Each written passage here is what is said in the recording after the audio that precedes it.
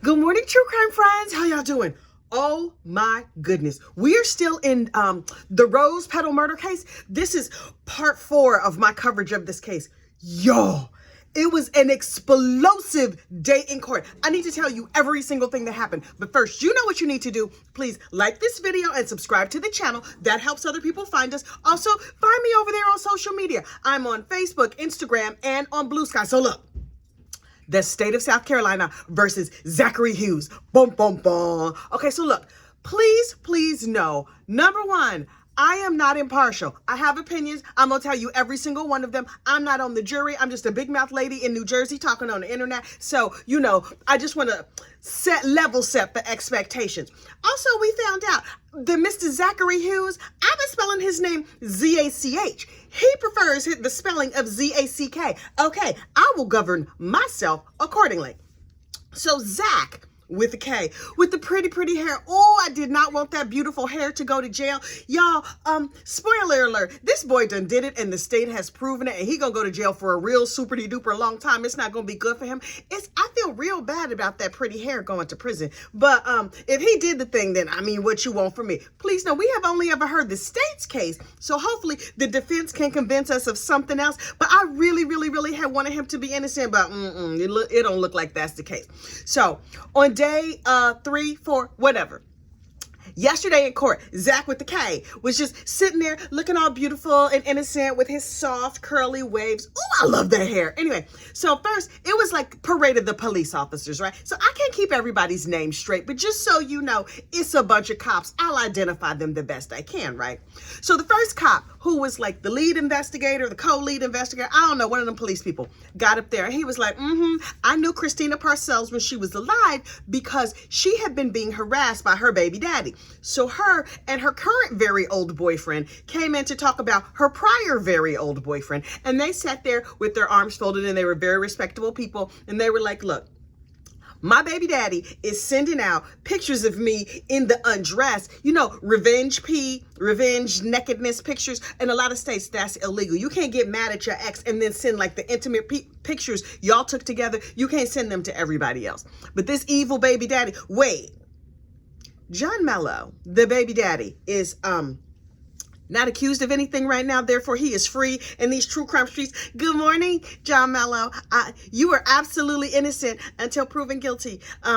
Also, I live in Philadelphia, not New Jersey. I was kidding about the whole New Jersey thing. So anyway, so John Mello, who is known to stalk people and may be innocent, and I really hope he's not watching this video, allegedly, he sent some nudie pictures to like the friends and the family and the neighbors of Christina, his baby's mom, and her new boyfriend. And he was just like, I'm about to wreak havoc. And so the cop showed up on the stand and he was like, look, when all these naked pictures started going around, they called the police. I sat down with the postal inspector. The postal inspector is the FBI of the post office. I didn't know that's what the postal inspector did, but okay, duly noted. So they sat down with them and they were like, look, my ex is sending all these pictures out and it's hurt my feelings real bad and it's real nasty and it's giving me real bad performance reviews at work and stuff like that. So I would like him to stop, please and thank you. And the postal inspector was like, okay, I don't know what we could do here. We are going to look at the entire situation and we are going to examine everything that's being sent. And examining everything they sent, they detailed what was in the mailings. And I was like, okay, well, not that it's any of my business. Certainly it is not, but I am super duper nosy and I want to know. Apparently, they were intimate, like boudoir shots taken of Christina Parcells when she was in a relationship with John Mello. They were old pictures, like 10 years old, of her like peeking back over her shoulder and all of this stuff while she was naked. Okay, and then they put up these ads like, I'm an escort. My escort name is Christina Warren. Was this an actual ad that she had posted someplace and put it on the internet? Or was this something that John Mello allegedly created? It is unclear. I have no idea. But all the pictures were a variation on a theme. They were Christina undressed, advertising herself and her escort services. Can I ask you a question? Just between me and you, right? It's just privately between me and you. The ad said, I'm leaving, something along the lines of, I'm leaving Mississippi and I'm coming to Georgia soon. I have limited availability. Come and get some of these goodies. And I was thinking to myself, I don't want to drink behind somebody else's cup. You know what I'm saying? Like if you sip a cup and then you hand it to me, it's going to be a no thank you for me. What is it? Do people really, you just going to say in the ad, I was passing out my goodies over here and I could come and pass out some of my goodies to you. Ew.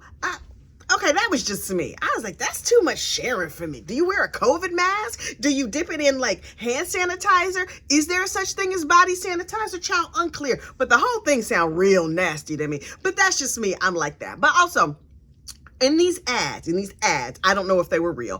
Christina's escort name was Caroline Warren. And I was like, oh, that's a nice name. That sounds like very, like your pinkies are out and very fancy and stuff. And it also made me wonder, what would my escort name be? Because Kathy doesn't seem very escorty. Maybe I would be Catherine, Kathleen. I don't know. It just made me think about it. So, excuse me. They went to the post office. The postal cops were like, this is terrible. We're going to look into it and we'll get back to you later. Please hold, because now my throat is dry. So the defense got up and they were like, hey, how you doing? And the cop was like, hey, how you doing? It's good to see you. And the defense attorney was like, is X work illegal? Like, can you advertise, all your goodness and mercy like this in the mail or on the internet? And the cop was like, yeah, nah, that's not a thing. And he was like, okay, thank you. And then he sat down and I'm like, okay, I don't know what he's trying to do, but okay.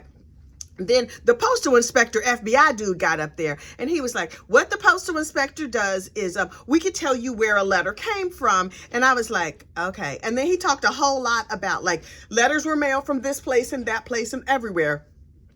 These like exploitation mailings went out from 2 locations. One was from South Carolina and one was from Tennessee. And I was like, okay, so why does this matter? It matters later. And then the state sat down and the defense got up. Defense, what are y'all doing? He was just like, hey, how you doing? It's good to see you. How's your mom and them? I mean, essentially. And then he was like, you and I know each other, right? We've worked cases together. We've known each other for 14 years. And the FBI postal inspector dude was like, I know you. How's your mama? And because, I think that's the standard greeting when you live in the South. How's your mom and them? So he was just like, we're friendly, right? I like you. You like me. Tell everybody how we met.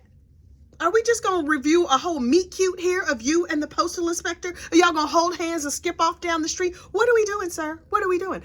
And then the postal inspector explained the meet cute. And then he was like, okay, thank you. That's all. I just wanted people to know that me and you know each other and we like each other a whole lot. Bloop. I fully expected him to bloop that postal inspector on the nose. For the record, he did not bloop him, but it was like bloopation energy. And so then the postal inspector left with his nose fully blooped in my imagination. Okay.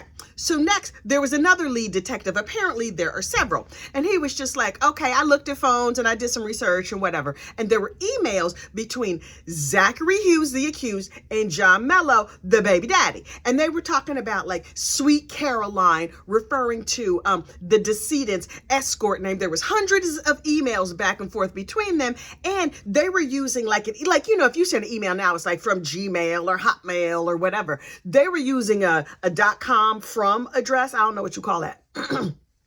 That was from some company in Sweden where you don't have to give any of your personal information. So it was clear that they were trying to like hide their communications, although clearly the police got them because we sit up here talking about them in court right now, right?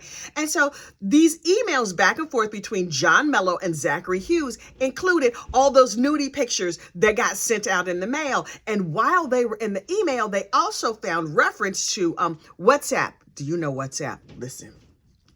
WhatsApp is an application that you could put on your phone and you could send text messages back and forth, or you could talk on the phone with people. And it's good if you're emailing with somebody like out of the country and then you don't have to pay like long distance races. Long distance still exists, unclear. Anyway, you can WhatsApp for free. The one thing about WhatsApp, I mean, there's several good things about WhatsApp, is that it enjoys end-to-end encryption. That means everything you send, everything you receive, it's all secret.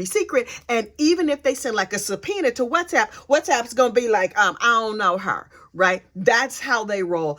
Everything is secret. And I was like, Okay, so the first set of cops were not able to get any information about this WhatsApp account, but from looking in the email, they were able to see, oh, these mamalukes got WhatsApp. They probably up to something. Also, if you're a criminal, I've been saying on this on my Low Gossip channel for a long time, though, why are people over here sending incriminating text messages, usually using regular SMS? Are y'all crazy?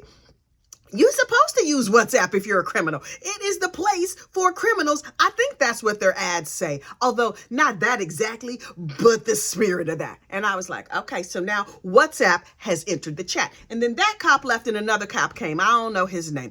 But what he said is like, hey, y'all, I'm the phone guy and I downloaded all the phones and WhatsApp is encrypted and it was all locked up and we couldn't get the password. And so they kept saying like, hey, Zachary, we know we have you locked up in this prison cell and stuff over here, but can you give us your password, please? And he was like, no, thank you. And they were like, no, pretty please. And he was like, I think it is. I ain't kill that heifer 1, 2, 3. And they were like, okay, thank you so much. Is heifer capitalized? And he said yes. And then they typed it in and they were like, Zachary, it's not I didn't kill that heifer 1, 2, 3. Might it be I didn't kill that heifer 1, 2, 3 exclamation point? And they went back and forth and back and forth. And he still refused to give his password.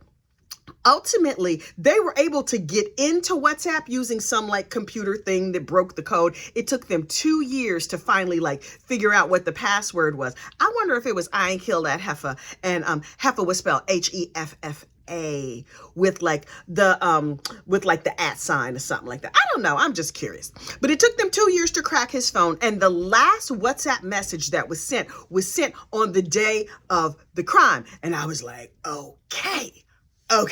And then the defense got up there and was like, that seems real super incriminating for my client. But wait, I have questions. You extracted Bradley Post's phone too, right? The new wrinkly boyfriend. The wrinkly bald boyfriend. He was old, y'all. Anyway, and the defense attorney was like, I got his phone too. And the defense attorney was like, when you extracted his phone, did you find things on his phone that were illegal? And I was like, Rorge. Now, followers of this case know that Bradley Post is currently living down in jail because he got arrested for the production of CSAM. That's child X abuse material, right? Kitty diddling video. I don't know if it was videos or pictures or whatever, but he's down there in the jail because they accused him of buggery. That's when you do nasty things to animals, puppies, kitties, sheep. I don't know what he was doing. I like to think it was frogs, but what could you do with a frog? Anyway. So, the defense attorney was like, he was doing illegal stuff and you found it on his phone, right? And the policeman was like, I mean, not like that. And he was like, so when you saw the stuff on the phone, you called the cops on him, right? And the police officer was like, yep. Surely I did. And the defense attorney was like, and Mr. Post was arrested based on the things that you saw on his phone, right? Now, you know, the state is fully melting down over there. Like, objection, Your Honor. We all agreed that he was not going to talk about the CSAM, but now he's slowly trying to drag it into this case. And I was perched. Oh my goodness. I was literally on the edge of my seat. Like, wait. Are they about to bring this out? But keep in mind, the jury doesn't know anything about these other charges. They know that Bradley Post is in jail. They don't know why. Now, if I was on this jury, I would assume that Bradley Post was in jail for trafficking Christina, but they don't know that. And they are left to just like make up whatever or wonder about why this boy in jail. What was happening over here? Was this Christina being manipulated and maybe he unfortunately unalived her? Unclear. And I was like, okay. Then another phone dude got up there and was like, remember when we talked about how some of the nasty mailings came from Knoxville, Tennessee? Well, on the day that those were mailed, Zachary Hughes was in Knoxville, Tennessee. Okay, Zack, my man, with your very, very pretty hair, we now have you right dead smack in the middle of this crime. None of this was none of your business. You did not have to get involved. And now we have evidence from the police and from the phone towers and everything that you were in the place to mail these nasty mailings at the time they were mailed. And then a few days before the crime, you were up at that mountain cabin. Oh, it looked like a nice mountain cabin. You know I'm not into nature like that. I only want to see nature on TV and stuff. But he went up there, and I kind of want to go visit that cabin. Do you think they're going to put it on Airbnb? I just am asking for myself. Okay. So then they brought another cop to the stand. I was like, oh, it is a parade of police. And he was just like, okay, based on my whatever training, I could tell when the phone was used, when they turn it off, when they turn it on, when it's in airplane mode, blah, blah, blah.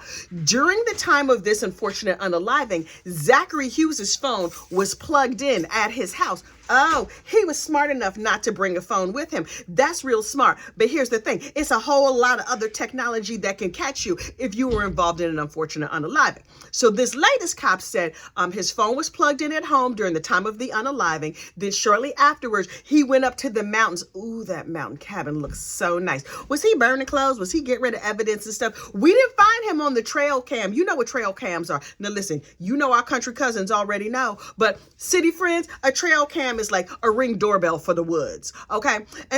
And then he went to the, his phone was plugged in during the unaliving. He went to the cabin afterwards, and then he spoke to John Mello for a long time. And then the next day, John Mello, the baby daddy, helped him get a lawyer. Oh, okay. Seems sus to me.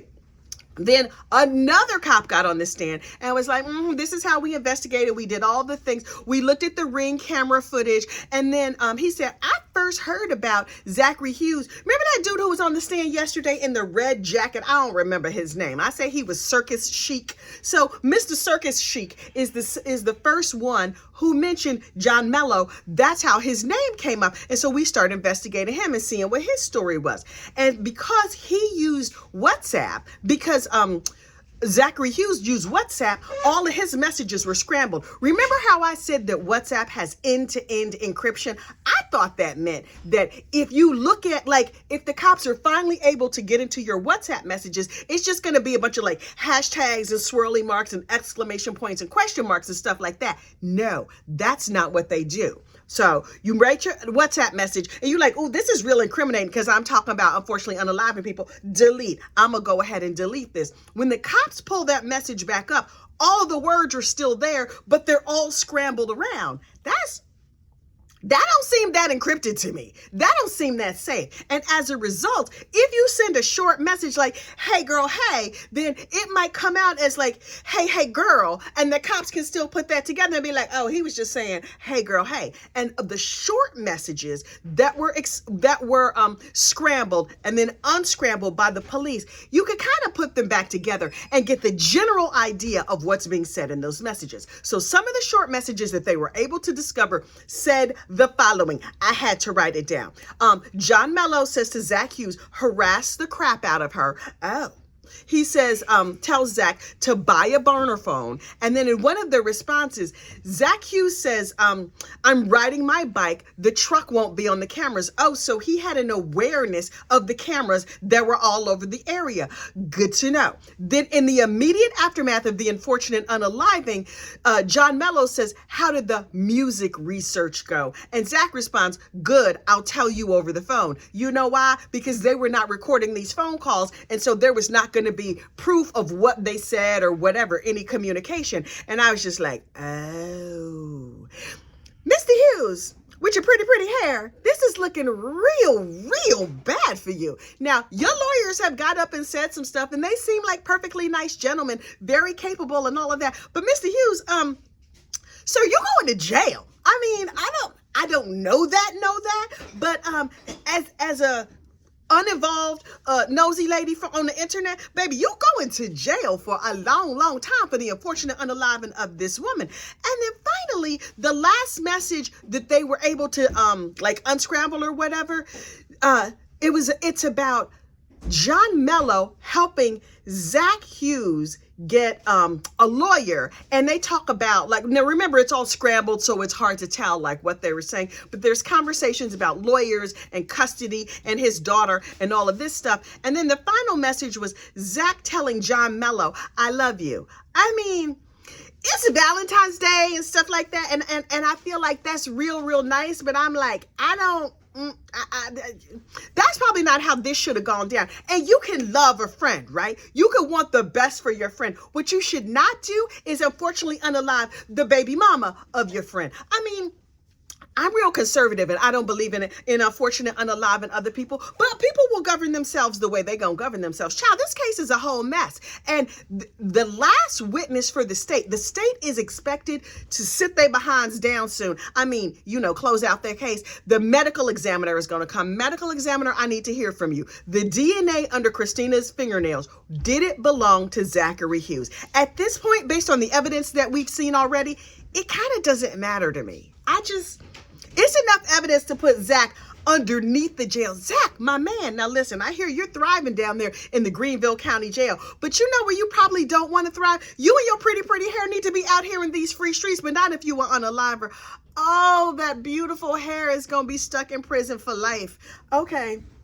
That's real sad. But keep in mind, the defense has not got up here and said nothing yet. So I'm just going to sit back and wait. We're going to see what the defense has to say. In the meantime, I'm going to be over there on Crime Cafe watching her live stream today. Good morning, Jenny girl. How you doing? So I'm going to be over there watching this live.